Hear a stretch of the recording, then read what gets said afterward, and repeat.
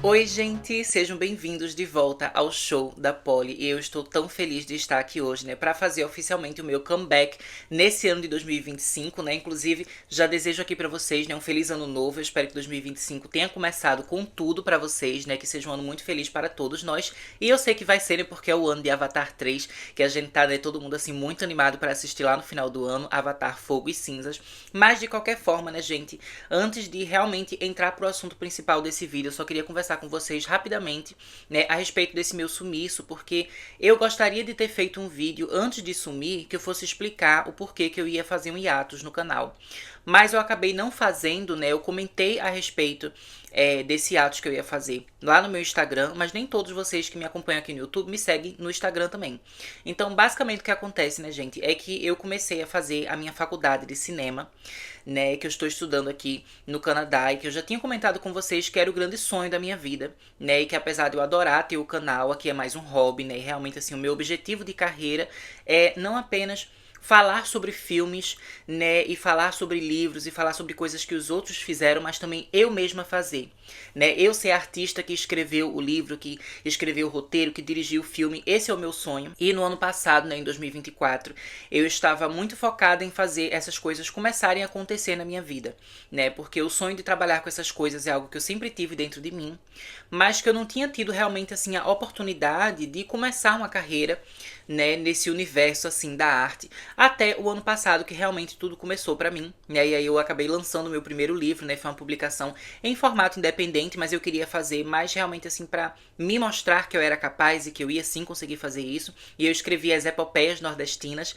né, que é o primeiro volume de uma série, né, de uma saga de super-heróis brasileiros que moram na cidade do Recife, que é a cidade em que eu nasci, e foi uma coisa que me trouxe muita felicidade. Inclusive, em breve, né, nesse ano, a gente vai ter o lançamento do meu livro 2, que eu já tô escrevendo, né, faz tempo, tô quase no fim, mas que acabou também, né, gente, a publicação do meu segundo livro demorando um pouco, porque eu já planejava ter lançado ele mais cedo, por causa da outra coisa que eu também quero, que é, como eu falei, né, escrever roteiros, ser diretora e basicamente assim, ser uma cineasta, né? E essa outra coisa eu comecei a focar bastante no segundo semestre de 2024, quando eu comecei a minha faculdade nova, né? E aí, inclusive, gente, eu tô amando a minha faculdade.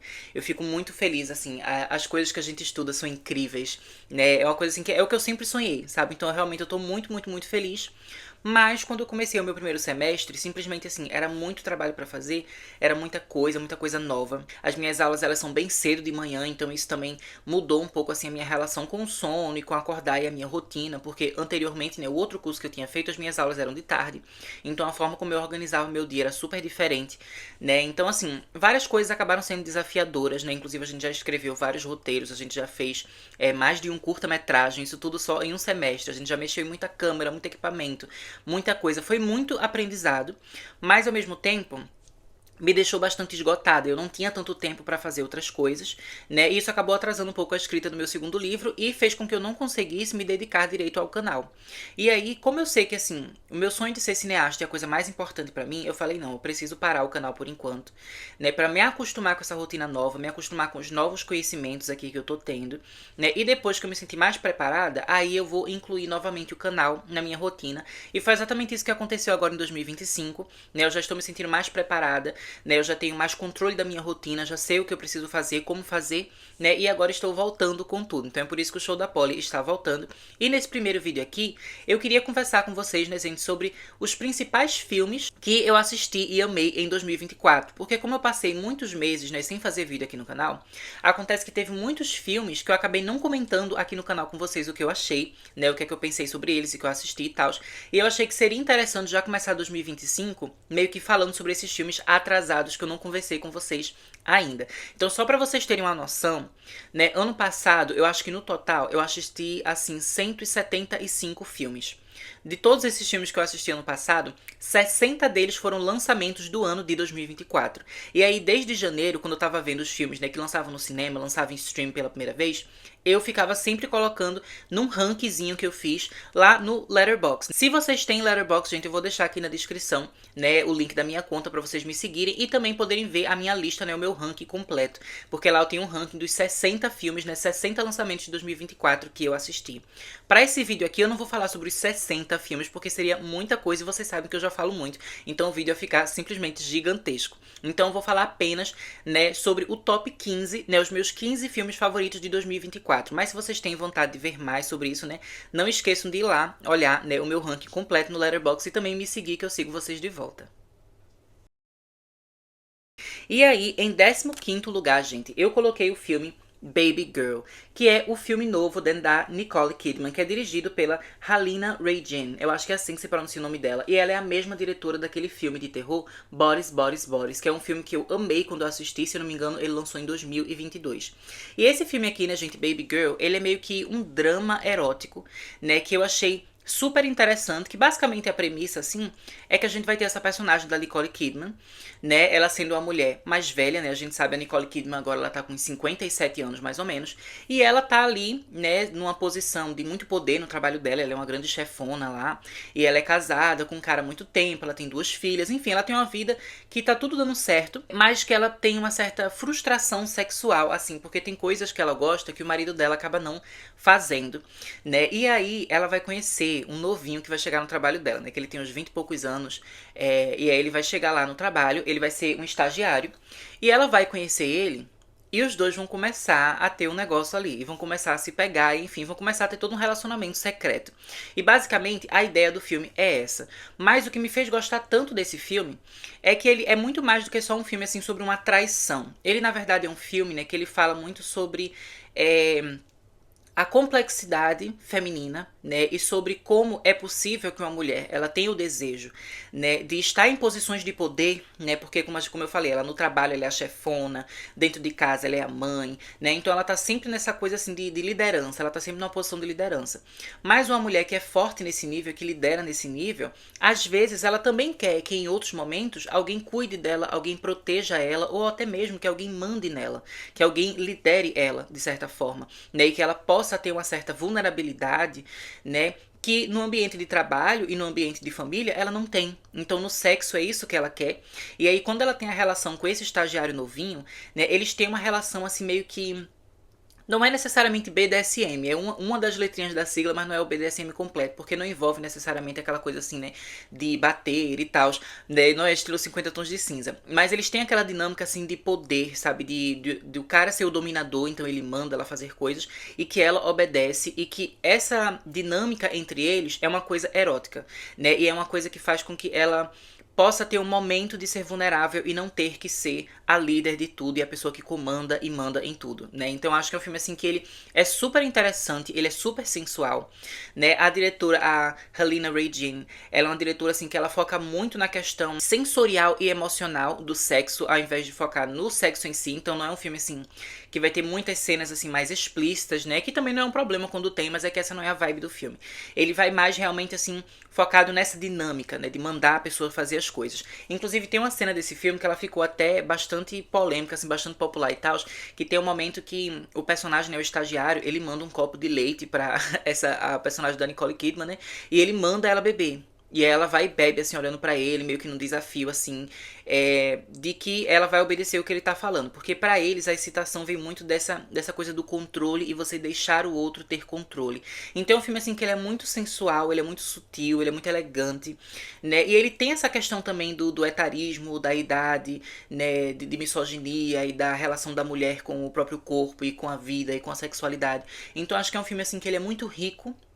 É um filme assim que ele tem muitos temas interessantes e é um filme que eu amei assistir. Inclusive, gente, eu vi esse filme no cinema no dia 31 de dezembro, né, de 2024, porque eu falei assim, não, pra terminar o meu ano, eu quero, né, ir pro cinema no último dia do ano 2024 e eu também quero ver um filme de uma diretora mulher, né, exatamente para começar 2025 com toda aquela coisa, assim, todo o auge, assim, de criatividade, de esperança e otimismo para que as coisas também vão dar certo na minha futura carreira. Então, eu amei, né, eu acho que foi um filme, assim, que fechou o meu capítulo indo pros cinemas em 2024 de uma forma muito, muito incrível.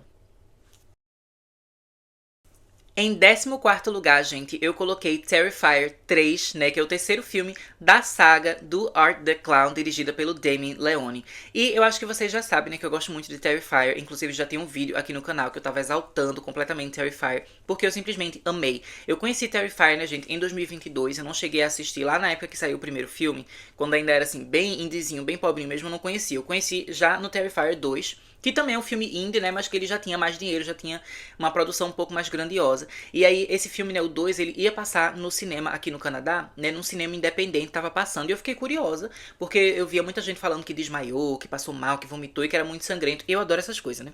Então eu lembro que eu fui assim, peguei no meu computador, assisti o primeiro Terrifier e achei muito legal. E imediatamente, no mesmo dia, eu saí pro cinema e vi a parte 2, né, o segundo filme no cinema. E eu simplesmente amei, né, também assisti aquele All Hallows Eve, que é uma antologia que foi lançada ainda antes do primeiro filme, né, de Terrifier. Então, enfim, é uma franquia que eu gosto bastante. E eu tava muito ansiosa pra ver como seria esse terceiro filme, porque o terceiro filme ele foi feito depois, assim, da franquia explodir com o segundo, né, e ficar muito famosa. Então eles tinham muito mais dinheiro, né, eles tinham muito mais poder, assim, pra fazer coisas que eles queriam, um orçamento muito maior. E é um filme também que ele estava sendo lançado nos cinemas, não só nos cinemas indies aqui do Canadá, mas estava sendo lançado nas principais redes de cinema, né, então foi uma coisa, assim, muito grandiosa. E também é um filme que ele é muito legal, porque ele se passa no Natal, né, então ele é um terror de Natal, a gente vai ver o Art the Clown, né, ele vestido de Papai Noel e tal. Então, assim, é um filme que eu tava muito ansiosa pra ver, e quando eu assisti, eu amei, né. Eu ainda tenho umas certas, assim, reclamações, umas certas críticas, porque lá em 2022, quando eu assisti o segundo filme de Terrifier, eu lembro que ele ficou, né, no meu top 3 de filmes favoritos do ano. Então, se vocês forem ver agora, né, deu uma decaída bastante grande, já que ele tá no 14º lugar. Mas o que acontece pra mim, né, gente, é que o segundo filme de Terrifier, ele tem, tipo, acho que quase 2 horas e meia de duração. Ele é bastante longo. E eu sou uma pessoa que gosta de filmes longos. Eu acho que isso acaba tornando a experiência mais épica e mais emocionante e mais incrível, né, e com muitas coisas acontecendo. Pra quem não sabe, né, filmes slash normalmente eles têm assim 1 hora e meia, 1 hora e 20. Então o filme ter 2 horas e pouco já é uma coisa assim que é muito fora do comum em slasher, mas que eu acho que fez parte da experiência épica de Terrifier 2. Já no caso de Terrifier 3, por mais que a gente tenha mais dinheiro e algumas coisas sejam muito incríveis, e o filme é belíssimo, com aquela estética dele retrô, o trabalho das cores simplesmente absolutamente perfeito, mas em compensação, por ele ser um pouquinho mais curto, né, ele tem 2 horas só, ao invés de ser 2 e 20, 2 e meia.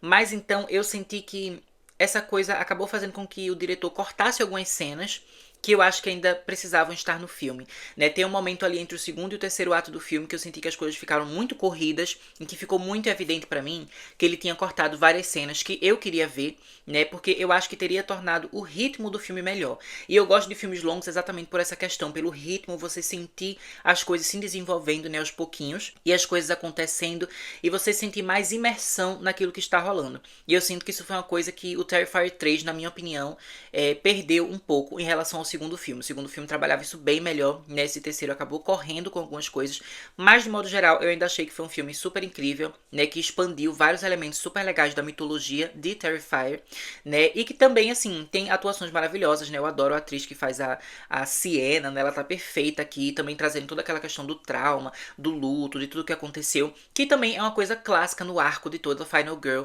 né? Esse momento, assim, pós-batalha, pós-matar o vilão e pós-perder várias pessoas que ela amava, em que ela precisa reencontrar a sua força, né? Na minha opinião, a Sienna, ela é uma das Final Girls, assim, mais icônicas do cinema, mais perfeitas, mais maravilhosas. Pra mim, ela é a sucessora, assim, da Sydney e da Laurie Strode, e eu acho ela incrível, né? Eu mal posso, gente, esperar pra ver o quarto filme, porque esse filme 3 de Terrifier acabou com um grande cliffhanger, né? Eu tô tipo assim, meu Deus, eu preciso ver a continuação, porque eu tenho certeza que vai ser incrível.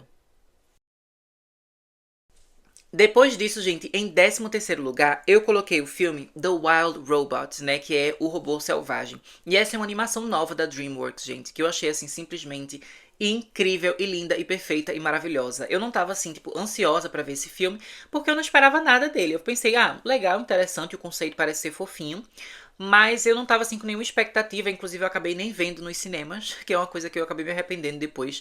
Se tiver um segundo filme, que eu acho que vai ter, eu com certeza vou ver no cinema, porque eu me arrependi de ter perdido a oportunidade de ver esse filme aqui na tela grande. Mas, gente, ele é uma coisa, assim, belíssima, né? Sobre uma robô que ela acaba caindo ali numa ilha, né? No meio de uma floresta, no meio de um negócio. E ela não sabe muito bem o que fazer né? Porque ela é uma robô que ela foi totalmente criada para fazer tarefas humanas, né? Os humanos mandavam ela fazer coisas, ela fazia, ela resolvia.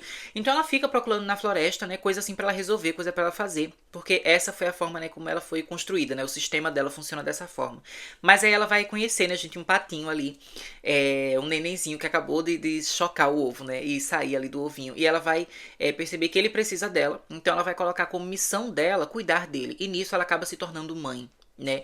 E é uma coisa assim que é muito bonita, gente. É um filme sobre maternidade, simplesmente incrível, mas que também toca em assuntos assim sobre a natureza, sobre tecnologia, sobre sentimentos, sobre emoções. É um filme assim que de certa forma ele me lembra outros dois filmes que eu amo muito, que são Bambi e o Wall-E, né? Um da Disney e um da Pixar. E eu acho que eles têm essa coisa assim de ser um filme que é muito sentimental, de ter aquela coisa que é muito assim sobre você ver o crescimento de alguém, você ter coisas relacionadas à natureza, né? No caso de Bambi e também de aqui o Robô Selvagem, a gente de fato está vendo a natureza. Já em Wall-E é uma questão da natureza não existir mais e a gente sentir o peso, né, de um mundo sem ter a natureza, sem ter a fauna ali, a flora, enfim. Então são filmes assim que eu acho que tem elementos em comum. Eu acho que se você gosta de um, você vai gostar de outro. Eu particularmente amo os três, então eu amei esse filme aqui, O Robô Selvagem. E eu descobri também, né, que ele é inspirado num livro que faz parte de uma trilogia.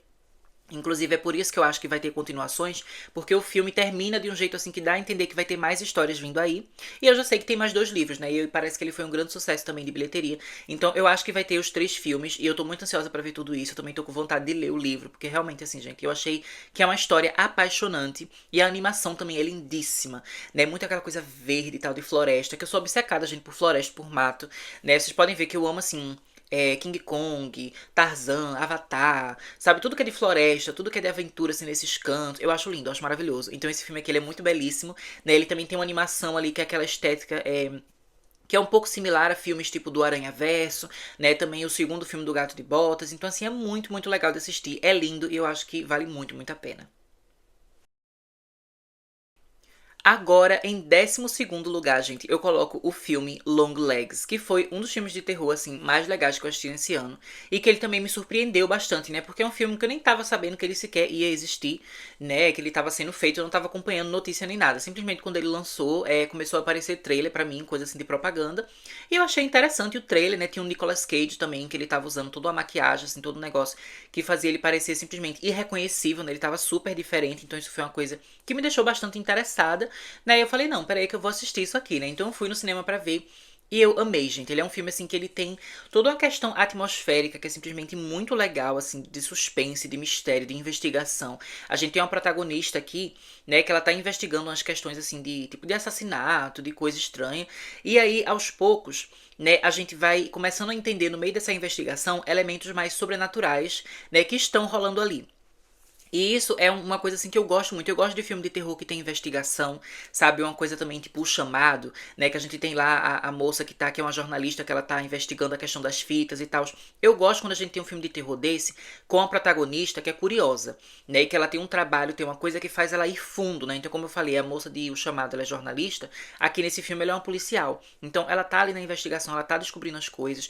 E é um filme assim que ele tem, como eu falei, como ele é bastante atmosférico, então ele traz pra gente muita coisa assim, muita imersão, né, devido ao som e às imagens, tudo levando a gente a se ver no lugar dela ali, né, naquele ambiente, naquele contexto ali de mistério, de coisas que você não sabe o que é, né, e de revelações que vão chegando ali aos pouquinhos até formar uma história que é meio maluca e meio doida, né. O final desse filme, inclusive, eu sei que ele divide um pouco as pessoas, algumas pessoas acharam que ficou meio forçado, que tem umas coisas meio nada a ver, mas eu particularmente amo loucura, eu amo doidice, então eu amei o rumo que essa história tomou, eu amei as revelações, eu amei como tudo foi acontecendo, né, e repito mais uma vez, é um filme que ele é muito imersivo e atmosférico. Então você se sente ali, a pessoa fica presa naquele universo, naquele mundo, naqueles acontecimentos, né? Eu achei que foi uma coisa muito legal, né? E também ele é um filme assim que ele tem um ritmo que é um pouco mais lento, né, que eu acho que é legal porque as coisas elas vão se desenvolvendo aos pouquinhos e eu acho que isso é legal porque deixa o desenvolvimento mais forte, mais sólido, mas ao mesmo tempo eu entendo, né, que um ritmo mais lento às vezes pode ser um pouco mais cansativo para assistir. Eu sei que às vezes quando o filme ele é muito lento eu tenho certa dificuldade, mas eu achei que esse aqui ele é tão imersivo que você acaba nem percebendo tanto do tempo passar, né? Então é um filme assim que ele é realmente muito bem feito e eu acho que todos os fãs de terror precisam assistir.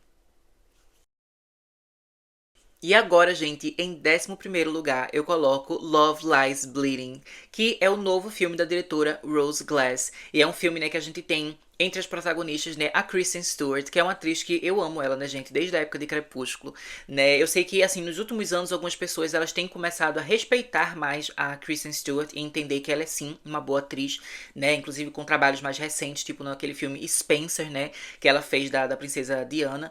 Mas que, assim, eu sempre gostei dela desde o início. Eu acho que a atuação dela em Crepúsculo é incrível, né? Eu acho que ela sempre foi boa desde o início. Eu acho que as pessoas elas só não enxergavam porque o mundo tinha meio que um ranço de Crepúsculo, né? Aquela série ali que as meninas amavam, né? E cai que o vampiro brilha. Então tudo relacionado a Crepúsculo as pessoas tentavam, né? Meio que escrotizar. Mas eu sempre fui fã, eu sempre amei, eu sempre reconheci ali muito talento em várias pessoas que trabalhavam, né? O Robert Pattinson também, que era o Edward. Hoje em dia ele tem toda uma carreira, assim, que ele é mais reconhecido, né? Ele tem mais renome, assim, as pessoas respeitam mais ele. E o mesmo tá acontecendo com a Kristen Stewart. Mas como eu falei, sempre acreditei nela.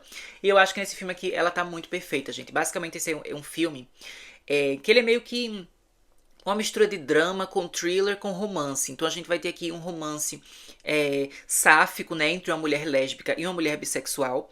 E aí elas vão acabar se apaixonando, né? Essa história se passa nos anos 80.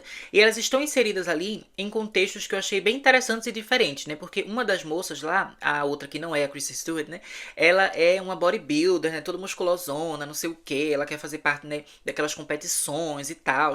Então ela vem de um universo que é bastante diferente e que eu particularmente não vejo muitos filmes sobre isso, né? Não é um assunto que necessariamente me interessa, mas que aqui nesse filme eu achei legal, né? Especialmente também por ser uma mulher que está inserida, né, nesse universo de bodybuilder. Eu achei que isso foi muito, muito interessante. Enquanto isso, né, a personagem da Kristen Stewart, ela vai trazer mais uma coisa assim de crime, né? E de bandidagem, coisa enfim. E aí, esses dois mundos dos quais elas fazem parte vão acabar colidindo ali, né? Num romance que é extremamente louco e que vai deixar a pessoa assim assistindo alucinada a todo momento, porque é um filme que ele também é feito assim de um jeito que tem muitas reviravoltas, muitas revelações e muitas coisas que você vai começando a entender aos pouquinhos até você formar realmente assim a imagem total da história que está sendo contada, né? Então acho que é um filme que ele é super interessante.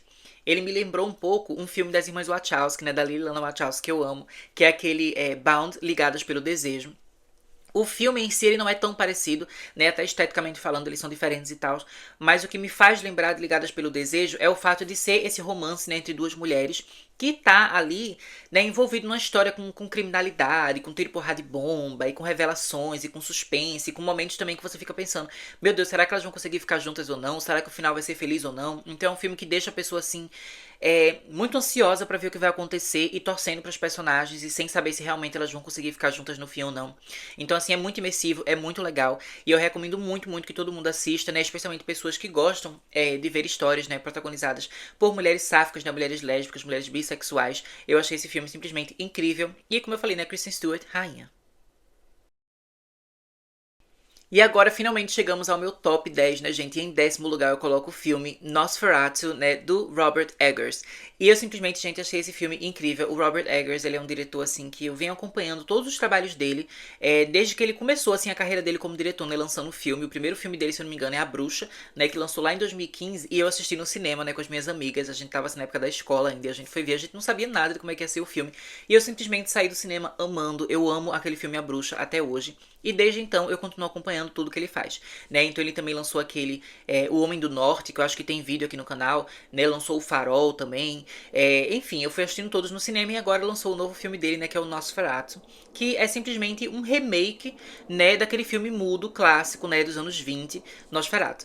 Que inclusive eu já tinha assistido quando eu era adolescente, mas esse ano eu acabei revendo, né? Pra me preparar para esse filme novo que ia lançar. E é um filme assim, gente, que ele é realmente incrível, que vale muito a pena ser visto, né? E que eu acho que ele faz um combo muito legal com esse filme novo aqui do Robert Eggers, né? Eu acho os dois filmes realmente incríveis, cada um no seu contexto, na sua era, né? Mas que eu acho ambos incríveis. E Nosferatu, gente, do Robert Eggers, eu achei que foi um filme, assim, que, mais uma vez, eu digo que ele traz muita imersão, né? Que eu acho que é uma coisa que, pra mim, é muito relevante e muito importante.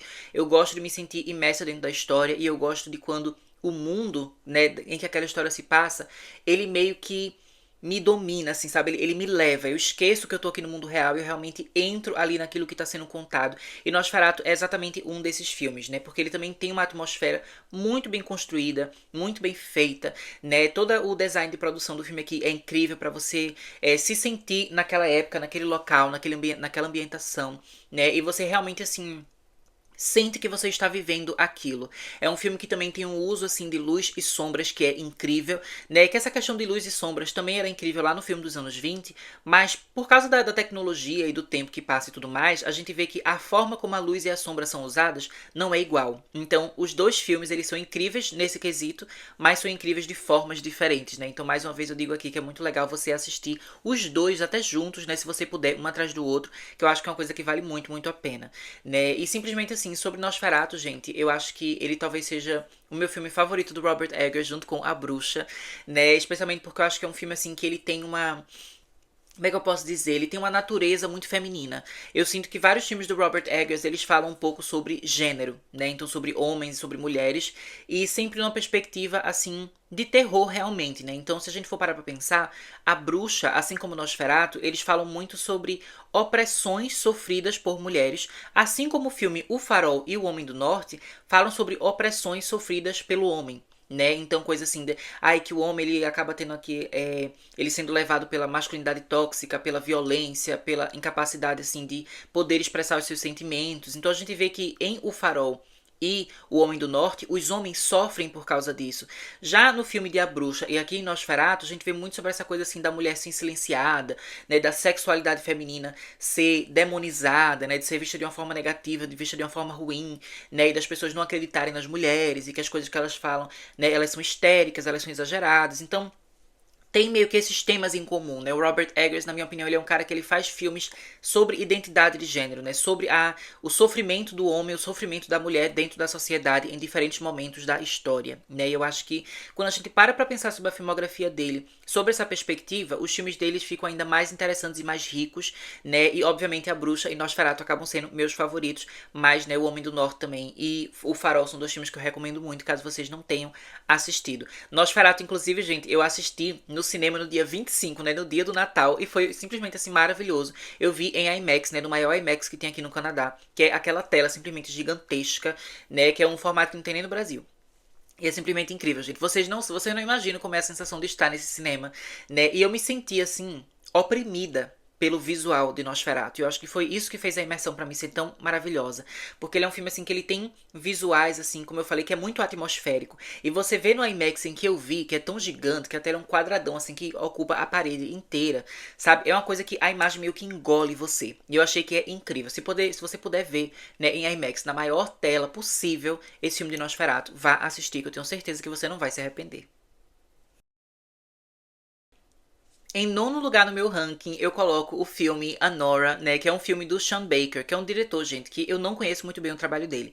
Eu já vi muitas pessoas falando do Sean Baker, né, recomendando o Sean Baker, falando que os filmes dele são incríveis. Eu já vi os pôsteres de alguns filmes, né, já vi algumas análises de alguns, mas eu nunca realmente parei pra ver, né, até o lançamento agora desse filme Anora, que foi a primeira vez que eu assisti um filme dele, e eu já digo pra vocês. Eu amei, né? Eu achei o filme realmente muito bom e eu espero depois conhecer mais sobre a filmografia desse diretor, porque eu fiquei muito intrigada, né? Então, basicamente, a gente vai ter aqui nesse filme, gente, uma história, né, que até na mídia estava sendo vendido, né? Então, eu vou fazer essa comparação também aqui no vídeo, porque eu acho que é um jeito bom de mostrar essa história pra vocês, porque até no marketing eles falavam um pouco sobre isso, que é como se fosse Uma Linda Mulher, aquele filme lá da Julia Roberts, né? Mas sendo trabalhado de uma forma um pouco mais realista, um pouco mais sombria, né? Então, imagina assim, quando você pensa no Batman.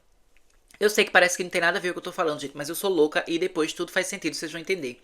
Pensa no Batman, assim, você vai ver aquele Batman dos anos 60, né? Aquela coisa do Adam West super colorida e maluca e camp e legal. E aí depois você pega o Batman do Christopher Nolan, que ele tem a proposta de ser sombrio e realista, mas ele meio que tá falando sobre a mesma coisa, a mesma situação, sobre uma outra ótica. É basicamente como se uma linda mulher tivesse passado por essa mesma transformação. Ou até mesmo a história da Cinderela passando por essa mesma transformação. Então a gente vai ter aqui a protagonista, né, a Nora, que ela tem um apelido apelido de Annie, que ela é uma moça assim que ela acaba trabalhando com prostituição, né? Ela é uma dançarina erótica e tudo mais. E aí ela vai ter um cliente novo, que é um cara novinho, assim, basicamente assim, da mesma idade que ela, né? Ela é bem nova, ela tem 23 anos, se eu não me engano, ele tem lá uns 22, alguma coisa assim. E ele vai ser o novo cliente dela, né? Então ela vai estar dançando com ele, vai sair com ele e tal. E eles vão acabar se apaixonando, né? E eles vão viver uma história de amor. Mas, como eu falei, né, a proposta desse filme é você pegar esse tipo de história, esse tipo de narrativa e tentar trazer, né, uma coisa mais realista, mais pé no chão e explorar, digamos assim, as verdadeiras consequências e coisas que poderiam acontecer, né, numa relação desse tipo.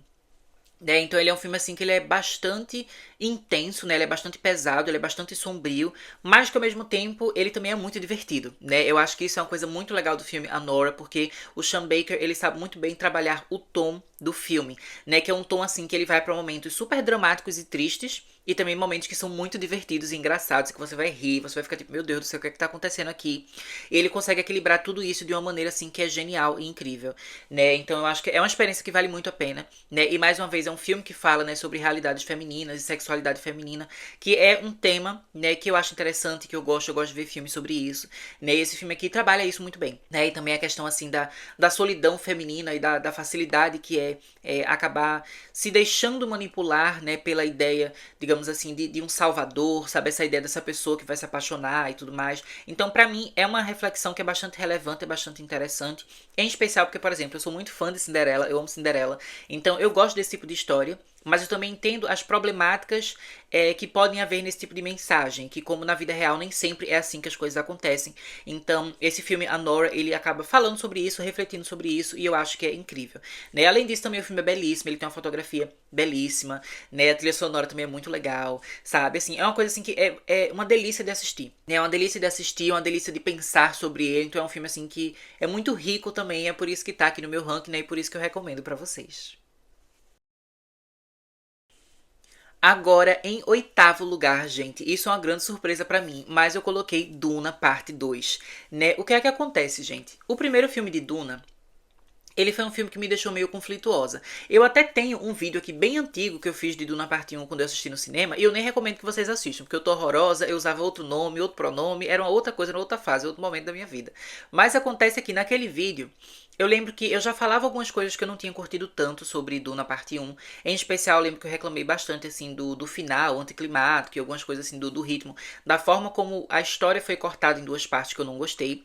Mas, de modo geral, naquele vídeo, eu estava meio que tentando passar um certo pano para o filme de Duna, no sentido assim de que eu estava muito ansiosa para ver a adaptação de Duna, né? Porque eu já tinha lido o livro duas vezes, é um livro que eu acho muito legal, muito incrível, e eu queria que essa história fosse a grande nova saga que a gente teria assim, de fantasia, de ficção científica, que estivesse sendo lançando. Então, no início, quando eu assisti, eu acabei fazendo meu vídeo, eu estava me esforçando para ser mais positiva. Mas com o passar do tempo, e inclusive quando eu revi o filme, eu fui percebendo cada vez mais, né, que Duna Parte 1 era um filme que eu não tinha curtido tanto.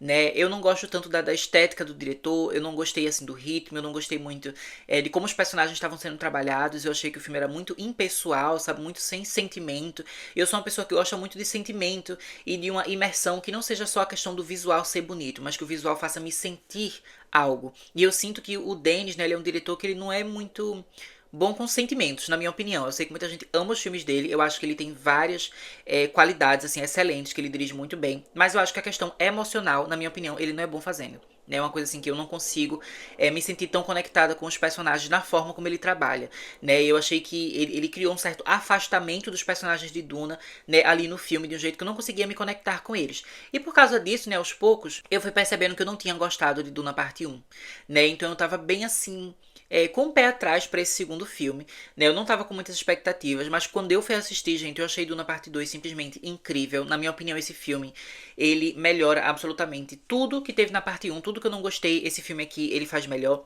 né? Eu achei que ele trabalha de uma forma muito mais interessante os personagens, né? Eu achei que a forma, por exemplo, como a gente tem o relacionamento do Paul com a Shani, né? O personagem do Timothy e da Zendaya, é um negócio assim que traz um pouco mais da emoção e do sentimento que lá no primeiro filme não tinha, né? Eu não digo necessariamente que o sentimento que eu quero ver nos filmes seja assim, ai, tem que ter um romance, tem que ter um negócio, não é isso, mas eu preciso de alguma coisa que me faça sentir algo. E eu achei que nesse segundo filme o romance ajudou a me fazer sentir algo, né? Eu achei que a dinâmica dos personagens foi mais interessante. Eu achei que apesar do Dennis, ele tem uma coisa assim, uma proposta visual que é mais minimalista, que é mais simples, é mais clean, né? Ele ainda ousou um pouco mais nesse segundo filme, né? Como, por exemplo, toda a questão ali do planeta dos Harkonnen, eu achei incrível.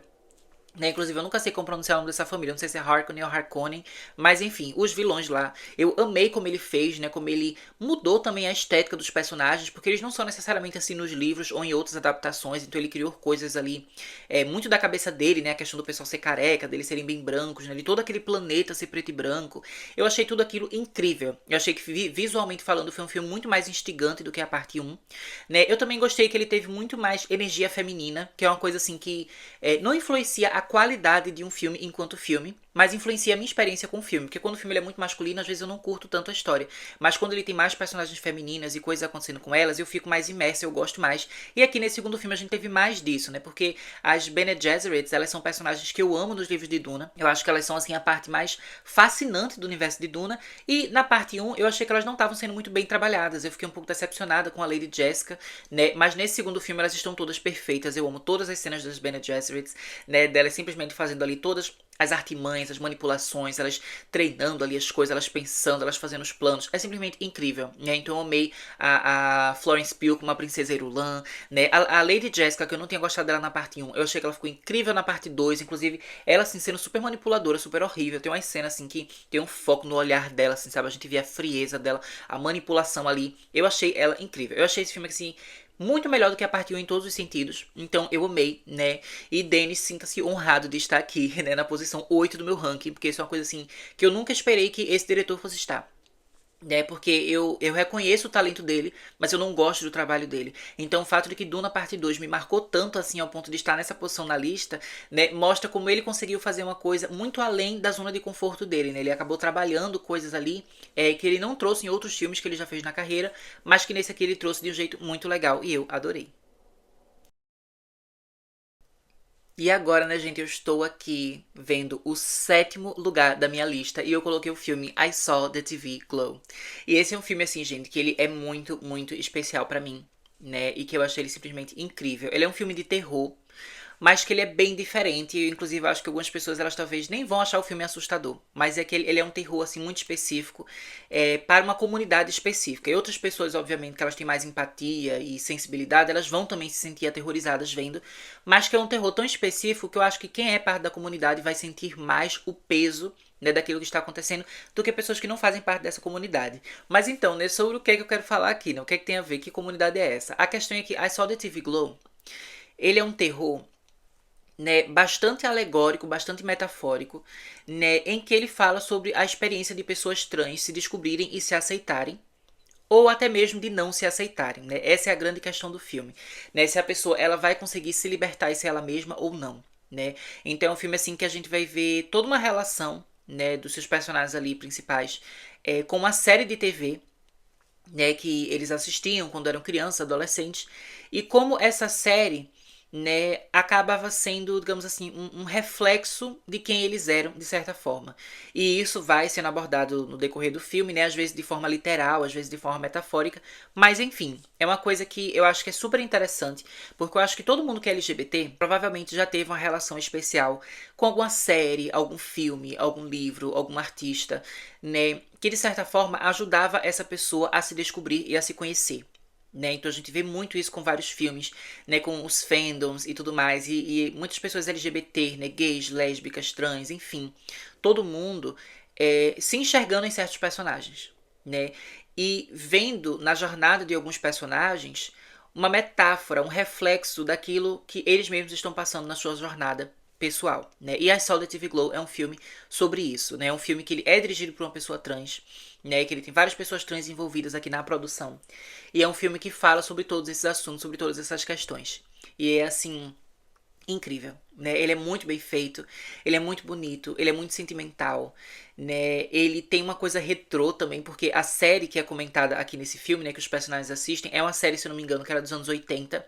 Então o filme ele tem um aspecto assim que lembra o visual dos anos 80, ele tem alguns efeitos especiais que lembra os anos 80 também, né? E coisas assim mais com efeitos práticos e fantasias e maquiagens e tal, que são super legais. E eu acho que é um filme assim que ele é super interessante em todos os sentidos. Eu acho que toda a forma como ele foi feito, os efeitos práticos, o design de produção, o visual, toda a estética, assim, remetendo a essa época mais antiga, né? E toda a questão, assim, narrativa também, da história que está sendo contada, do que essa história representa, né? Dos significados, né? Das camadas de significado que tem aqui nessa história. Eu acho que tudo isso é muito bem feito, é muito interessante, né? E foi um filme que me impactou muito quando eu tava assistindo, né? Especialmente porque eu lembro, gente, que eu fui ver com um amigo meu, Murilo, né? Mas antes de eu encontrar ele no cinema pra gente ver esse filme, eu tava em casa, assim, eu tava vendo um vídeo que era sobre a série Pretty Little Liars, né? E aí eu fiquei pensando, nossa, eu assistia muito Pretty Little Liars quando eu era mais nova, quando eu era, assim, adolescente, criança, eu amava assistir Pretty Little Liars e ler também os livros de Pretty Little Liars.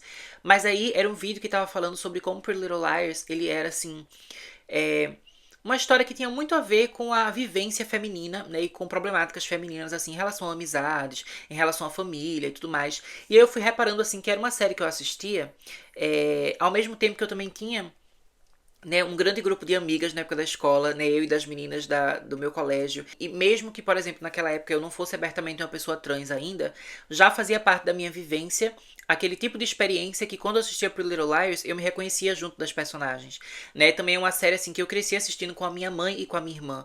Então, mesmo sem que eu percebesse o que elas percebessem, a gente tava tendo um momento ali de entrosamento, ali de dividir uma coisa, que era uma experiência feminina também, assistir Pretty Little Liars, né? Eu também lembro que Pretty Little Liars foi uma das primeiras séries que eu assisti que teve uma personagem trans que não estava ali sendo colocada como se a sua transexualidade, né, sua transgeneridade fosse uma coisa negativa para a personagem, né, que a gente tem no caso a grande vilã, né, eu dando spoiler pra vocês, gente, mas tem uma vilã lá em Pretty Little Liars que ela é uma personagem trans, mas a série, ela não usa o fato da personagem ser trans, né, como algo que vai fortalecer a ruindade dela ou a maldade dela, muito pelo contrário.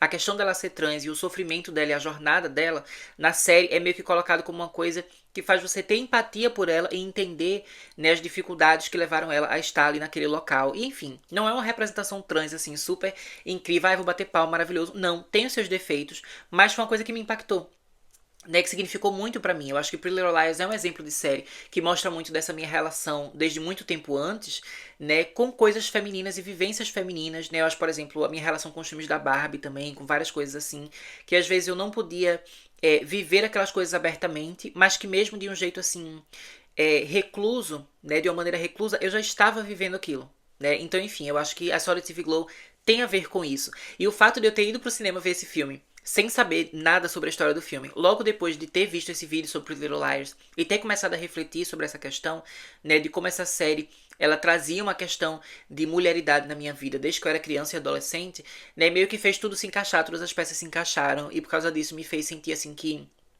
I Saw the TV Glow é um filme muito necessário, é um filme incrível, muito bem feito e que todo mundo deveria assistir.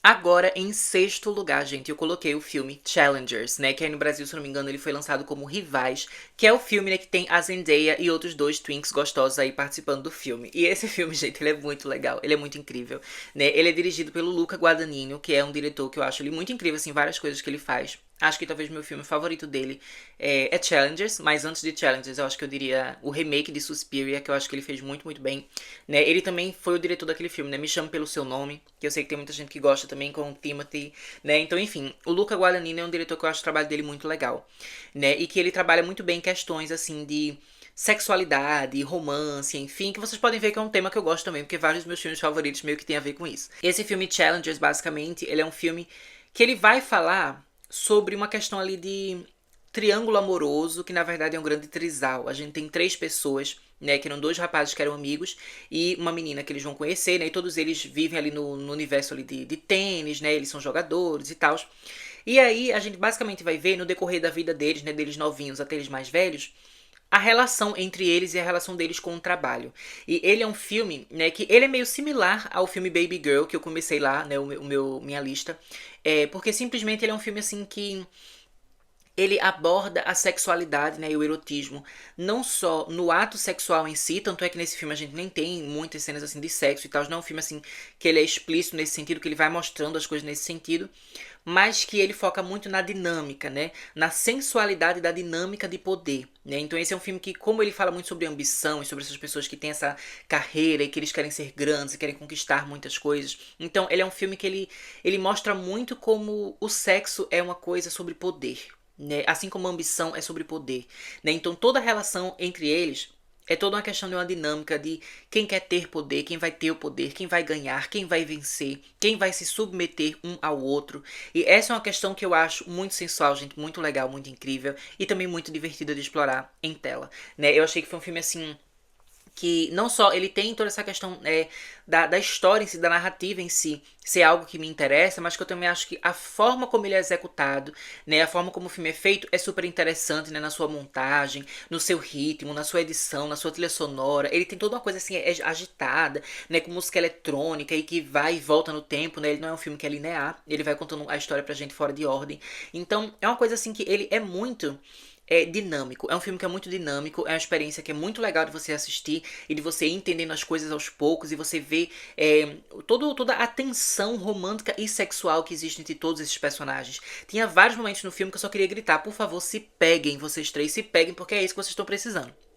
Né, todos os problemas seriam resolvidos se os três fossem pra uma cama e se juntassem. Mas eles ficam com aquela palhaçada, aquela briga, aquelas intrigas, aquela coisa, aquela competição, aquela raiva, aquele ódio, que no fundo é desejo, né? Então toda essa dinâmica eu acho incrível, gente. Eu acho esse filme realmente assim, ele muito, muito bom. Eu, inclusive, assisti ele em IMAX. Né, eu posso dizer, gente, pra vocês que foi muito legal ver IMAX, especialmente porque tem muita gente gostosa aqui nesse filme, né? Então, enfim, ver todo mundo ali gostoso em IMAX foi um negócio babadeiro. E eu achei legal, assim, porque quando eu fui ver no cinema, eu assisti logo que ele lançou, então a gente sabia um pouco da premissa, sabia que ia ter uma coisa meio triângulo amoroso, que seria um trisal, mas ninguém conhecia realmente assim como o filme ia abordar essa questão. Então tava todo mundo muito curioso, mas ninguém sabia como era. E eu lembro que na minha sessão tinha ido muita gente assim, tinha ido muita menina que tinha cara de ser fã da Zendaya, né, que tava indo ver o filme por ela. E tinha muitas mulheres assim com as suas mães e não sei o que, e amigas e ninguém esperando como é que ia ser o filme, né? E quando a gente viu, gente, aqueles homens ali tudo suado, jogando tênis, brigando, assim, se enfrentando, a Zendaya no meio, pegando os dois se pegando. Tava todo mundo assim no cinema. Meu Deus do céu, que filme bom. Todo mundo amou. E eu amei também. Eu achei esse filme incrível. Eu achei ele muito legal. Eu achei ele super interessante, como eu falei. A forma como ele é feito, assim, muito dinâmica, agitada, sabe? Muita agonia. E eu amo, gente, porque ambição é uma coisa que eu tenho, sensualidade também. Então, assim, eu me vejo nesse filme, sabe? Eu sinto todos os elementos do filme, tudo ali conversa muito comigo. Então, eu achei ele incrível. É um filme que eu acho que todo mundo deveria ver. A Zendaya, eu não preciso dizer, né? Quanto ela é belíssima, talentosa, maravilhosa, carismática, né? E ela tá fazendo uma personagem aqui que é um pouco diferente, né? De outros filmes dela, assim, porque ela é uma personagem, assim, que ela é um pouco mais rígida, né? Um pouco mais séria, um pouco mais. Às vezes até mais chata, entre aspas. Eu não acho ela chata, mas tipo, ela é uma personagem assim que ela sabe o que quer, ela tem aquela ambição, ela é mais poderosa, assim, de um jeito que outros personagens dela às vezes não são. Outras personagens dela são mais boazinhas e tal, né? Mas basicamente eu gostei de ver ela aqui nesse papel, né? Eu acho que ela tem uma certa confiança, sim, porque ela é belíssima, né, gente? Ela também tem todas aquelas coisas, por exemplo, no tapete vermelho que a gente vê a atriz indo lá, toda chique, toda elegante. Então ela tem essa coisa assim, ela tem esse posicionamento assim de uma pessoa elegante, confiante, que sabe que é bonita, que sabe que é sensual, que sabe que é poderosa. E eu acho que isso é uma coisa que em outros filmes a gente não vê ela colocando nas suas personagens, né? Tipo em Duna. Não tem nada a ver com a personagem dela, né? No filme do Homem-Aranha, não tem nada a ver com a personagem dela. Mas aqui em Challengers, ela pôde trazer esse lado dela para as telas, para a personagem. E eu achei que ela ficou belíssima, maravilhosa, poderosíssima, né? Enfim. Simplesmente incrível. Se vocês não viram Challengers, né, Rivais ainda, assistam Rivais, que é simplesmente maravilhoso. Gente, eu sei que o vídeo tá gigante, mas finalmente chegamos no meu top 5, né? Então aqui eu quero falar pra vocês sobre o filme Blink Twice, né? Pisque Duas Vezes, que é um filme dirigido pela Zoe Kravitz. Ela fez o papel da Mulher Gato nesse filme mais recente que a gente tem do Batman, né? Com Robert Pattinson. Ela é a Mulher Gato e ela também maravilhosa, belíssima, poderosíssima, como atriz, né? Ela é muito incrível. Mas agora foi a primeira vez ela sendo diretora e eu me surpreendi muito com esse filme dela, né? Ao ponto dele estar no meu top 5. Eu achei esse filme, gente, muito, muito incrível. Eu amei. Eu fiquei tão instigada, né? Ele também é um filme, assim, que ele tem muito mistério, muita coisa que vai se revelando aos poucos, né? Então é um filme, assim, que eu acho que é legal nem falar tanto sobre a história em si. Porque foi um filme que eu vi o trailer, e o trailer também é bem misterioso. Ele não mostra nada, assim, sobre o filme. E você vai ver meio que sem entender E aí tudo vai se revelando aos poucos. E eu acho que a graça é você não saber muitos detalhes pra quando você vê o filme você ir descobrindo tudo junto com as protagonistas, enfim, toda a conspiração que tem ali. Mas é assim, maravilhoso, é incrível. E como eu não posso falar muito da história, né, como é que eu poderia falar assim o quão bom esse filme é e também pra indicar pra vocês esse filme? Eu acho que um jeito legal seria dizer que Blink Twice, né, esse Pisque Duas Vezes, ele é um filme que ele me lembra um pouco o trabalho do Jordan Peele, que é um diretor que eu acho incrível, maravilhoso, né, gente? Ele fez Corra, Nós e também Não Olhe, né, o filme Nope. E eu acho que ele é um dos meus diretores favoritos, assim, desses últimos anos, né, desses diretores mais recentes. Eu acho o trabalho dele maravilhoso. Em especial, por quê? Porque ele faz filmes que é como se fosse, assim, um terror social. Em que sentido? É que tem um terror ali que ele não é necessariamente focado numa coisa sobrenatural, ou simplesmente, ai, sangue, não sei o quê. Não, mas que é um terror que ele fala sobre alguma problemática da sociedade que ele quer trazer à tona. Né? Muitas vezes, inclusive, ele falando sobre questões de racismo, né? Questões raciais, que eu acho que ele aborda assim no trabalho dele com maestria. Né? Ele faz isso muito, muito bem. E basicamente, esse filme da Zoe Kravitz, ele tem uma vibe meio parecida. Então, é um filme de terror que ele tem uma questão social, ele tem uma reflexão, ele tem uma crítica, né? Ele tem uma denúncia a fazer sobre uma problemática social e que eu acho que a forma como foi trabalhada aqui no filme é simplesmente incrível, né? Muito legal, muito imersiva, que tem o seu valor de entretenimento, porque a pessoa fica ali, né, querendo ver, querendo descobrir, querendo entender o que está acontecendo, mas que também tem esse lado, né, político e social enriquecedor que vai fazer você ter uma reflexão, vai fazer você pensar sobre certas coisas, né, às vezes até se enxergar em certas situações, que é simplesmente incrível, né? Ele é um filme também que ele é bastante pesado, né? Ele não é explícito assim sobre as coisas que ele trabalha, mas ele aborda temas que são complicados, né? Inclusive no início do filme tem um alerta de gatilho, né, que eu vou trazer aqui pra vocês também, que basicamente ele fala sobre o fato de que o filme ele inclui temas relacionados a abuso sexual. Né? E isso é uma coisa que eu achei bem interessante. O filme tem um alerta de gatilho, porque isso é uma coisa que está sendo muito discutida nos últimos anos. Algumas pessoas falam, ai, que é besteira, ai, que tem que ter, ai, que não pode ter. Enfim, é toda uma discussão. Mas a Zoe Kravitz, ela decidiu colocar, e eu acho que foi uma decisão interessante, né? Especialmente porque, como esse filme ele é trabalhado muito como um mistério, por muito tempo, quando você tá vendo, você não tem certeza se isso vai acontecer ou não. Então, se ela não falasse sobre isso, deixar só o mistério, algumas pessoas elas poderiam ser pegas de surpresa pelo filme. E eu acho que a intenção dela, considerando, né, a conscientização, a denúncia que ela quer trazer, nunca ia ser de engatilhar uma mulher que já tenha passado por esse tipo de situação, né? Então, exatamente por isso que ela coloca esse aviso, que é tipo, olha, esse filme aborda esse assunto. Você está disposta a conversar sobre esse assunto, a refletir sobre esse assunto? Então, vem cá, vem assistir que eu tenho uma história ótima para te trazer. Né? Mas se você é uma pessoa que tem, né, uma vulnerabilidade a mais com esse assunto, que é uma coisa que lhe faz mal, não faz sentido você se obrigar a ver esse filme ou você ir assistir esse filme sem ter consciência de que isso é abordado na história e aí a pessoa se pega de surpresa. Isso é uma coisa horrível e traumática, né? A ideia do filme não é de causar trauma, é de sim, assim, de trazer reflexões. Então achei que foi interessante que o filme trouxe esse alerta de gatilho. Eu sei que é uma coisa que é polêmica, que nem todo mundo vai gostar, mas eu achei que foi interessante e no geral eu achei que assim, que pra um início como diretora, né, pra um debut, eu achei que a Zoe Kravitz, ela simplesmente arrasou, ela foi maravilhosa, né, e eu agora tô muito interessada em ver os próximos filmes que ela vai fazer nos próximos anos, né, eu devo dizer que por mais que eu tenha gostado dela como atriz, e ela é maravilhosa nas telas, eu gostei ainda mais dela por trás, né, das telas. Ela nos bastidores ali dirigindo, criando a história, que se eu não me engano ela também é roteirista aqui desse filme. Eu acho que ela tem coisas muito relevantes para falar, para trazer pra gente, para fazer a gente discutir, né? E a gente precisa cada vez mais, né, de mais mulheres, né, conseguindo ser diretoras e trazer suas histórias, né? Então assim, eu já comentei de várias mulheres aqui nesse vídeo, né? E eu fiquei muito feliz que teve tantas mulheres com filmes maravilhosos esse ano, com filmes que não só foram maravilhosos no sentido de serem bons, mas também foram um lançamento maravilhoso assim, de com muito sucesso, com pessoas indo assistir, com pessoas comentando a respeito, né? E elas tendo mais visibilidade. Isso é uma coisa que me deixa muito feliz e também muito inspirada, né, para quando chegar a minha vez lá no futuro de fazer os meus próprios filmes. E é isso, gente. Estamos chegando no fim desse vídeo infinito, gigante, que eu falo muito, mas a gente tá agora, né, no top 4. E aí, em quarto lugar, eu coloquei Wicked. Wicked, gente, foi um filme assim que eu simplesmente amei muito, muito, muito, muito, muito, sabe? Eu juro pra vocês. Eu sempre tive curiosidade de entender qual era a história de Wicked, porque eu via Wicked ser referenciado em basicamente todos os lugares, né? E, por exemplo, eu sou fã de Glee, né? Então, se você assistiu Glee, você sabe que tem muita referência a Wicked. Eles fazem covers, né, de algumas músicas de Wicked. Então, eu sempre tive noção de que essa peça existia, que era um fenômeno, e eu sempre tive curiosidade de ver, Mas eu nunca pude ver a peça, porque no Brasil ela só passou algumas vezes, se eu não me engano foi em 2016, que teve lá em São Paulo, e 2023 teve em São Paulo mais uma vez. Em 2016 eu morava em Recife. Pra mim não era uma coisa assim, muito, como é que eu posso dizer? É fácil simplesmente ir pra São Paulo só pra assistir a peça e voltar pra casa, né? Na verdade, em 2016, eu não tinha nem viajado de avião ainda na minha vida. A primeira vez que eu viajei de avião, se eu não me engano, foi em 2018, 2019. Então é uma coisa meio que recente na minha vida, sabe? Fazer esse tipo de viagem assim. Então, eu perdi a oportunidade de ver Wicked lá em 2016.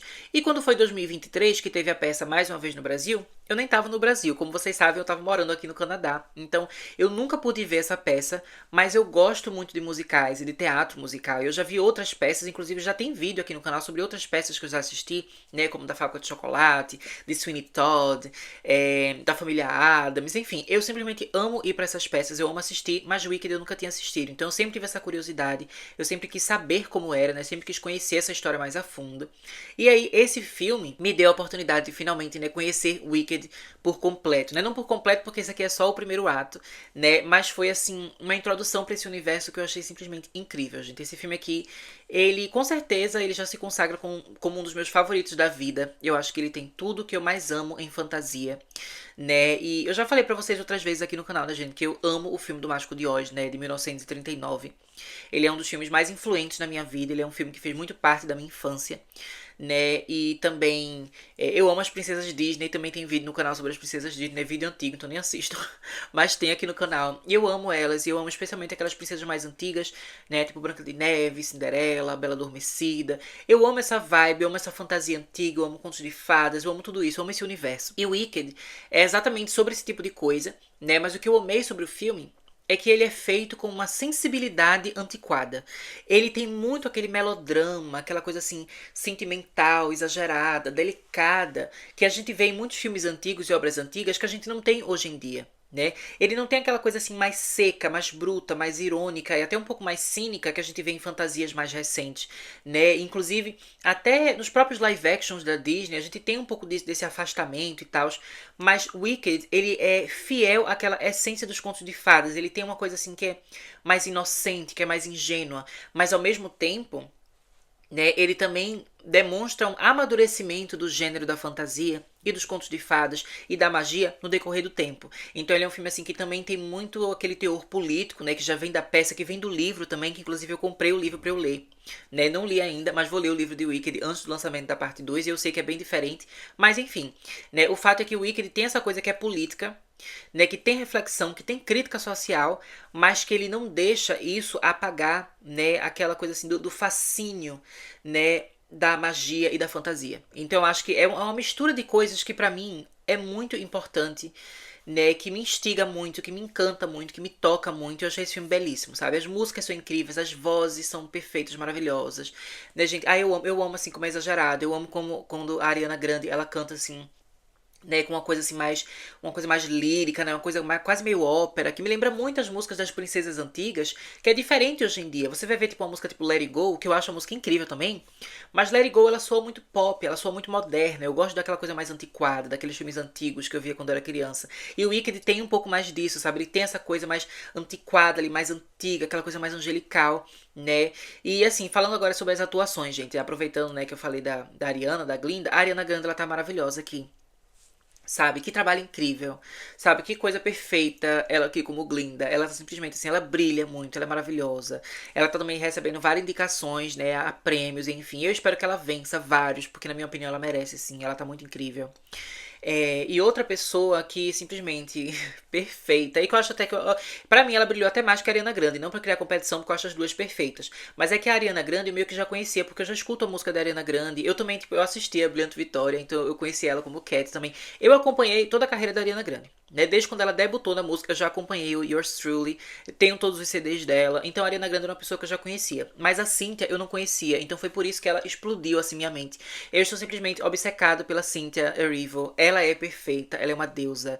Ela é assim, tudo que eu gosto, ela é maravilhosa, belíssima, talentosíssima, poderosa, é perfeita, sabe? Que tem a sua opinião, que faz as coisas ali com muito poder, com muita maestria, né? Ela é uma atriz maravilhosa. E uma coisa que eu amei é que ela traz uma versão da Elphaba que tem uma vulnerabilidade, que é uma coisa assim que é fora do normal. Porque apesar de eu não ter assistido de fato a peça de Wicked, né, eu já assisti, digamos assim, gravações que tem aí na internet. Eu também já ouvi as músicas, né, do álbum original, lá, né, com a Idina Menzel e com a Kristen, né, fazendo as vozes originais já ia dizendo Elsa, vê? Da Elphaba e da Glinda.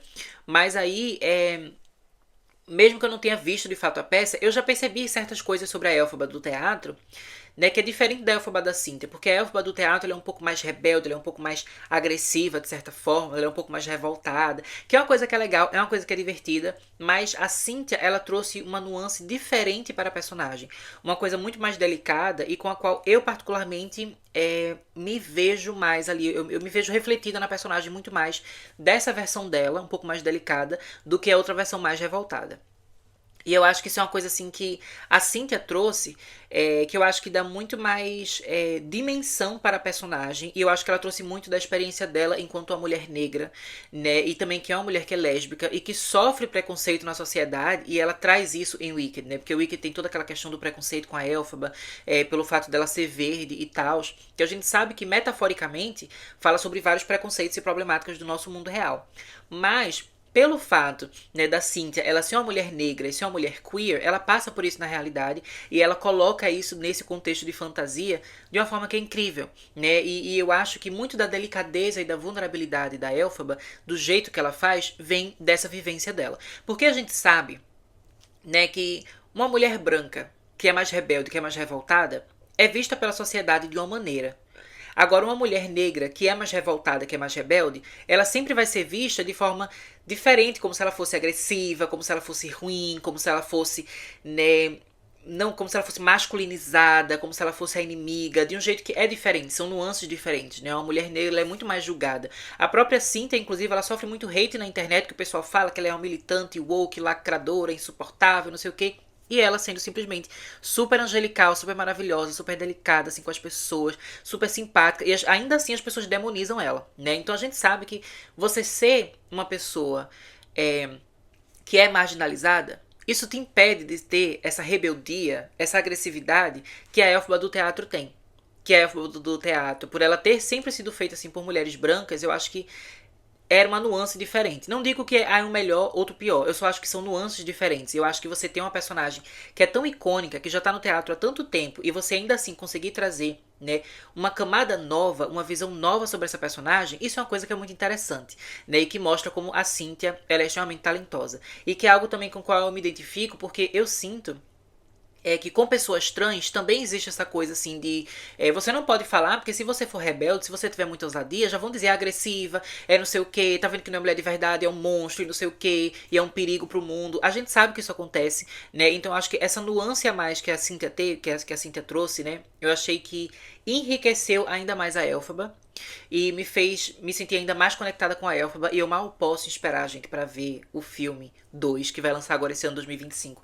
Eu tô simplesmente assim, no êxtase de felicidade muito grande, sabendo que a gente vai ter Wicked, né, For Good em novembro. E depois Avatar 3 em dezembro. 2025 vai simplesmente terminar assim, sabe? Com a explosão de talento, de arte, de criatividade, de ambição, de coisas maravilhosas. E eu tô muito ansiosa. Vai ser incrível. Já estamos chegando, gente, no final desse vídeo, no final desse ranking. E agora chegou a hora da gente falar sobre o filme que ficou na colocação 2 e 3. Pois é, eu vou falar do filme 2 e 3 meio que juntos, porque eles são uma coisa só. Né? Que no caso, gente, os filmes que eu coloquei aqui foram Rebel Moon, parte um e parte 2 de Zack Snyder. Eu simplesmente, né, gente, e vocês sabem que eu amo Zack Snyder, ele é um dos meus diretores favoritos, né? Eu acho ele incrível, eu acho ele é visionário, sim, eu acho que ele tem, né, toda uma proposta estética e narrativa que é extremamente única, é extremamente camp, é extremamente, assim, significativa, né? E é rebelde, e é intensa, e é emocionante, e é melodramática, né? E é política, e ele simplesmente traz tudo que eu mais amo na arte, no cinema e na minha vida. Eu acho o Zack Snyder simplesmente, assim, incrível. Eu acho o trabalho dele incrível. E Rebel Moon, gente, é uma obra, assim, que... Ela começou lá em 2023, né? Foi quando lançou a parte um.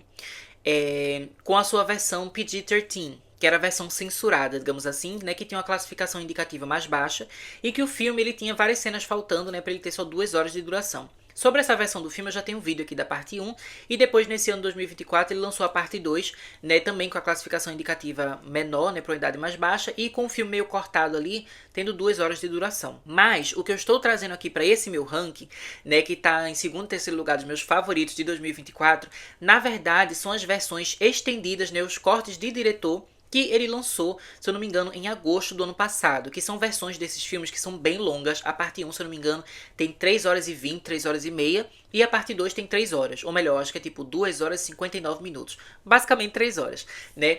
E essas versões, gente, são assim... Rebel Moon finalmente, né, executado e realizado assim da maneira que ele realmente queria. A história agora está completa, né, e com o ritmo muito melhorado, com mais desenvolvimento, né, com mais detalhes sobre os personagens, sobre o mundo, tudo mais bem construído, né. E simplesmente eu amei. Gente, eu amei, assim, pra mim é até difícil falar de Rebel Moon, porque é um filme que eu acho que ele é tão rico em tantos sentidos e que tem tantas coisas apaixonantes sobre essa história e sobre esse universo, que eu fico até meio nervosa de como começar a falar sobre ele. Mas basicamente assim, eu devo dizer que eu amo o fato de Rebel Moon, né, ele ter uma das personagens femininas mais interessantes, mais ricas, mais complexas, mais poderosas, assim, mais verdadeiras e humanas que a gente tem visto nos últimos anos no gênero de ficção científica. Pra mim, a Cora, ela é uma das maiores personagens, né, da história do sci-fi, uma das maiores mulheres da história do sci-fi. Pra mim, ela tá ali junto com a Neytiri, junto com a Ripley, né? Ela tá ali entre as maiorais mesmo. Pra mim, ela é uma personagem que ela é muito rica. Todo o arco dela, a história dela, é uma coisa assim que é muito é muito pesada, é meio trágica, mas também é emocionante, sabe? Também é poderosa. Porque ela é uma personagem, assim, que... Ela é uma criança da guerra, né? Ela é a menina do fogo, que diz lá, né, no subtítulo da parte 1 da versão PG-13. Mas que basicamente ela é uma pessoa assim que ela teve o seu planeta colonizado, destruído, e ela foi levada para se tornar, né, uma militar ali e lutar a favor das pessoas que destruíram a família dela, né? Ela virou uma máquina de guerra, ela virou uma pessoa assim que ela não tinha liberdade para amar, para se amar e nem amar o próximo, né? Ela viveu ali rodeada pela violência, pela desgraça, pelo ódio.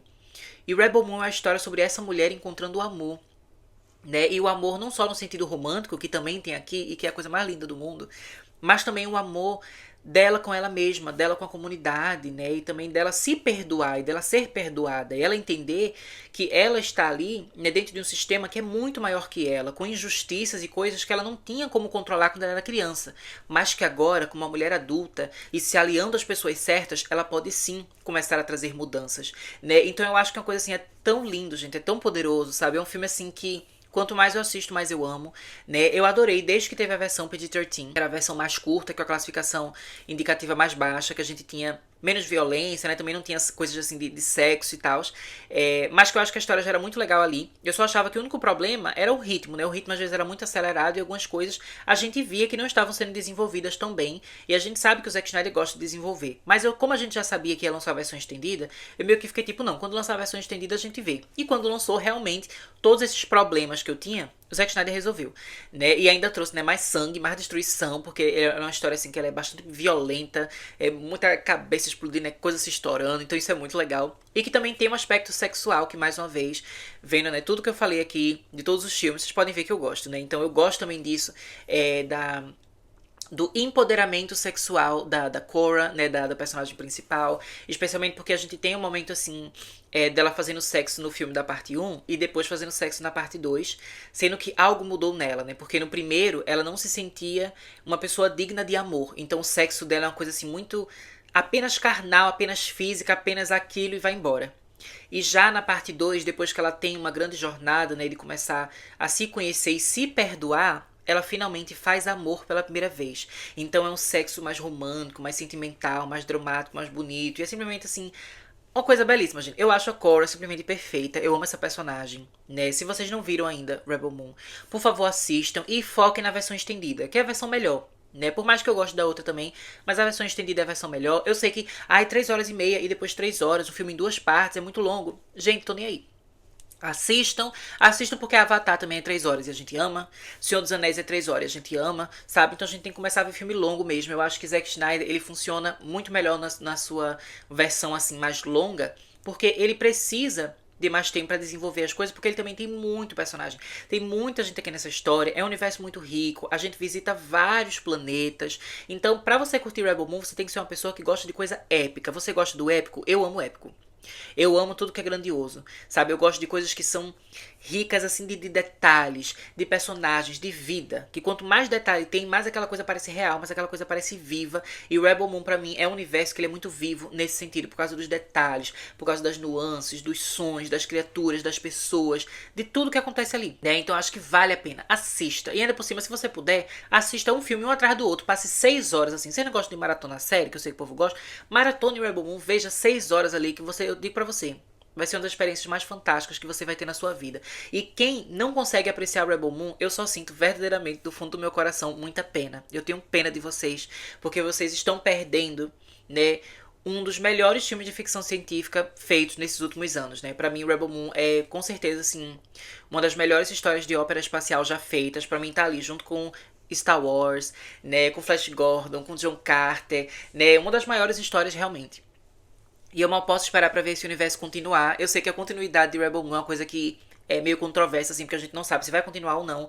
Mas a própria Netflix, ela já falou que ela considerou o desempenho dos filmes, né, um sucesso, tanto da parte 1 e parte 2 PG-13, quanto também da versão Rated R, né, que é a versão mais de 18 anos, né, a versão estendida. Então a gente tem fé que vai rolar sim. E eu espero que role, porque é uma história que é muito importante pra mim. E eu sei que para as pessoas que assistiram e gostaram, é muito importante pra gente, né? Porque não é aqueles filmes assim que a gente vê uma farofa qualquer e fica, é bom e acabou e vocês só são chatos. Não. A gente que gosta de Rebel Moon, a gente gosta por motivos muito reais, muito profundos, e é uma história que dialoga com a gente de uma forma assim muito verdadeira, né? Então, pra gente que gosta, significa muito. Então é por isso, por causa da gente, que eu espero que isso continue, né? E quem não gostar, que foda-se. É simplesmente isso. É isso que eu tenho pra dizer. Rebel Moon, obra-prima, quem não gostou, foda-se. E agora, gente, finalmente, pra concluir esse vídeo gigantesco. Tá vendo? Eu só podia ser fã do Zack Snyder, né? Com um filme enorme. Com um vídeo enorme, no caso. Mas agora, chegando no meu primeiro lugar, eu queria colocar, né, o filme A Substância. Né, que é um filme, gente, que acho que muita gente amou esse ano, né? Muita gente tá exaltando esse filme, muita gente tá torcendo muito também pro filme ele ter espaço ali no Oscar, né, de indicação e até vencer certas coisas. A própria Demi Moore, né, que é a protagonista aqui, ela já ganhou o Globo de Ouro, né, de melhor atriz de comédia musical, ela ganhou junto com a Fernanda Torres, né? Ah, gente, uma coisa também falando sobre a Fernanda Torres. Obviamente, eu não coloquei Ainda Estou Aqui na lista, porque o filme não lançou no Canadá ainda. Ele vai lançar, se eu não me engano, no final de janeiro, no início de fevereiro. E aí, quando ele lançar no Canadá, eu vou assistir. Mas como ele não lançou ainda, eu não consegui ver, porque eu não fui visitar minha família nesse ano de 2024, né? Então eu não fui pro Brasil ainda, não consegui ver o filme. Mas depois que eu ver, eu digo pra vocês o que é que eu achei. Provavelmente eu vou gostar. Mas enfim, voltando pra questão da substância, né? A Demi Moore, ela ganhou o Globo de Ouro, né? De melhor atriz. E é um filme assim que ele é incrível, gente. Ele tem tudo, assim, tudo que vocês já me viram falando aqui nesse vídeo, que são aspectos que eu gosto num filme. Esse filme aqui tem. Ele é extremamente imersivo, ele tem uma estética muito marcante, né? Com as cores ali, o branco, o verde, o rosa, né? Tudo assim muito vibrante, tudo chamando muita atenção, né? E ele é camp.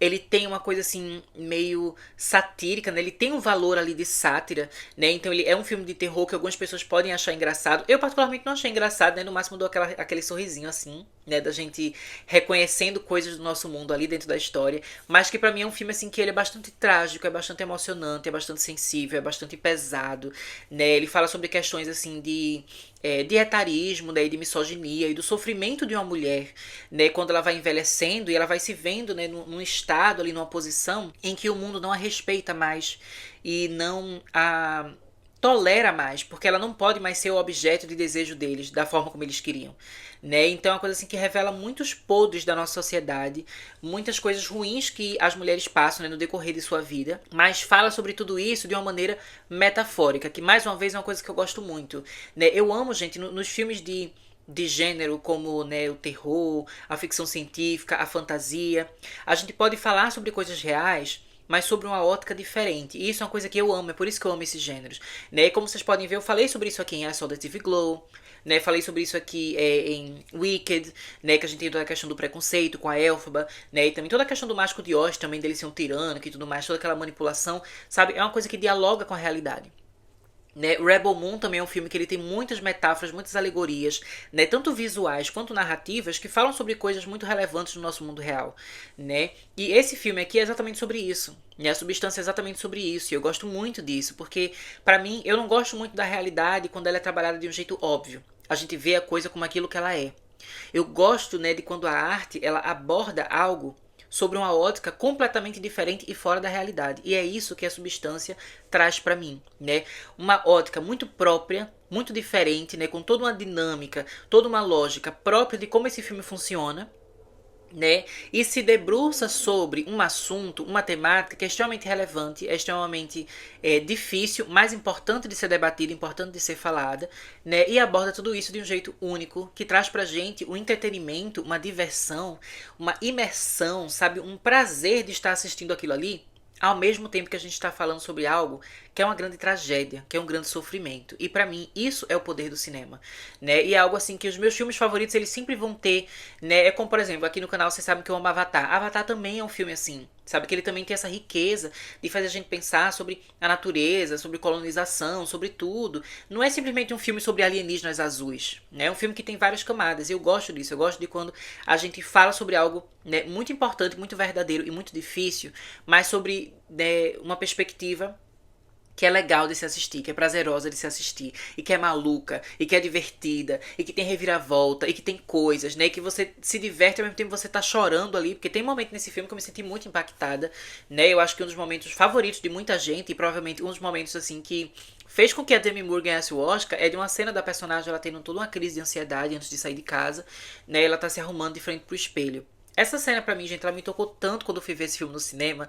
Em especial porque, assim, eu assisti esse filme logo quando ele lançou aqui no Canadá. Nessa época ninguém nem tava falando muito sobre a Substância, porque as pessoas não tinham tido a oportunidade de assistir ainda pra começar todo aquele hype da internet, né? Então eu nem sabia qual ia ser a história da Substância. Eu só quis assistir porque, como eu vejo muita coisa de filme, o trailer ficava aparecendo pra mim como anúncio, né, nas minhas redes sociais. E eu achei super colorido. O filme é dirigido por uma mulher, e eu queria ver mais filmes dirigidos por mulheres, né, nesse ano 2024. Eu falei, não, vou ver esse filme aqui no cinema.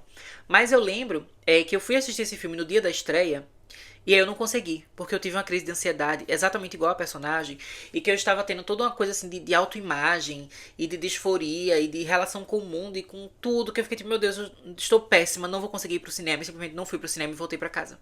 Eu tava no meio do caminho, peguei o ônibus de volta e voltei pra casa, e foi um dia horrível. No dia seguinte, eu estava mais forte, eu falei, não vou desistir, vou conseguir, sabe? Não vou me auto-sabotar e vou ver esse filme, vou me divertir, vai ser legal. E aí quando eu chego no cinema e assisto esse filme, ele meio que fala exatamente sobre o sofrimento que eu estava passando no dia anterior, né? Então eu me senti muito conectada com a história, de verdade, né? É uma coisa assim, muito poderosa e eu simplesmente amei. Eu acredito que muitos de vocês talvez já tenham assistido a Substância, porque é um filme que ganhou muita popularidade, né? Então muita gente já assistiu. Mas se vocês não assistiram ainda, gente, assistam. Eu recomendo muito, porque é realmente incrível. E foi, né, o meu filme favorito do ano de 2024. Mas então, depois desse vídeo enorme aqui que eu fiz, né, gente? Eu vou deixar vocês agora, né? Eu espero que vocês reflitam muito sobre todos esses filmes que eu falei, né? E digam aí nos comentários se vocês concordam com esses filmes que eu falei, se vocês também gostaram. Caso alguns desses filmes vocês não tenham assistido ainda, né? Coloca ali na sua listinha pra assistir. Se vocês têm Letterboxd, não deixe, né, de me seguir aqui, né? Como eu falei, eu coloquei aqui na descrição. Também não deixe, né, gente, se vocês não estão inscritos no canal ainda, se inscrevam, porque agora eu vou voltar de vez. Então vai ter muito vídeo, vai ter muita coisa. E, obviamente, né, 2025 é o ano de Avatar 3. Fogo e Cinzas. E isso significa que vai ter muito conteúdo de Avatar aqui no decorrer do ano. Eu vou estar fazendo vários vídeos o ano inteiro, falando sobre tudo relacionado a esse filme novo de Avatar, né? Então vai ter muita coisa, muito conteúdo. Se vocês repararam, gente, que uma coisa escureceu agora, é porque a luz que eu tava usando, ela apagou. Pra vocês verem como meu vídeo foi enorme, até a luz não aguentou.